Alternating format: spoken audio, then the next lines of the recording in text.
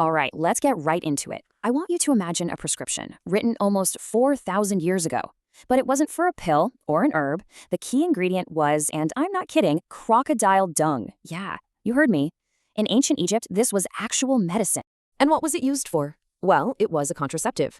The women of ancient Egypt would use a paste made from this stuff to try and control when they had children. It sounds completely insane, right? But this isn't some myth or a wild story. This is real history. So you have to be asking, how on earth do we know this? Where does a piece of information this shocking even come from? Well, the answer is hidden inside one of the oldest and most important documents ever found from the ancient world. And here it is, the Kahun Medical Papyrus. Now, this isn't just any old scroll. This is the most ancient medical text we have from Egypt, period. We're talking 1850 BCE. It's like a direct window into their world. And believe me, what's inside is both fascinating and, well, pretty terrifying. But why?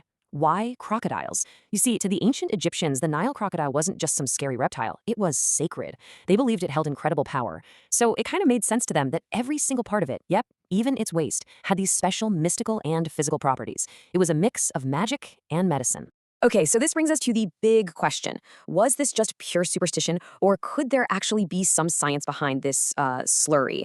Let's break down what they were actually doing and see if it could have possibly worked. The Kahun Papyrus is super specific. It wasn't just the dung by itself. The recipe called for mixing it with other things, like honey, natron, which is a kind of salt, or even fermented dough. Then they'd form this whole mixture into a paste or a suppository to be used internally. So the million-dollar question is, could this ancient dung-based concoction really prevent a pregnancy? And the answer is, amazingly, yeah, it might have. Modern science actually gives us a pretty good clue. See, crocodile dung is highly alkaline.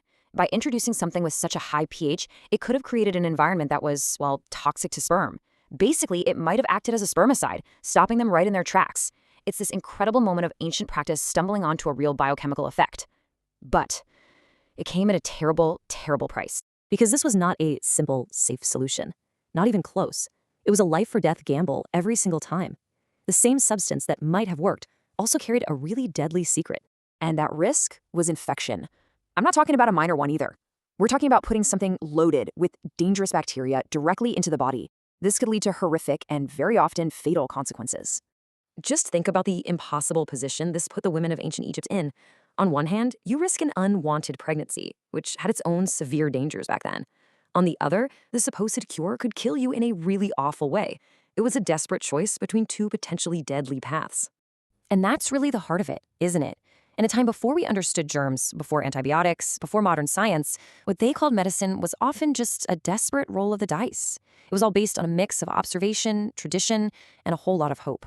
It really leaves you with something to think about.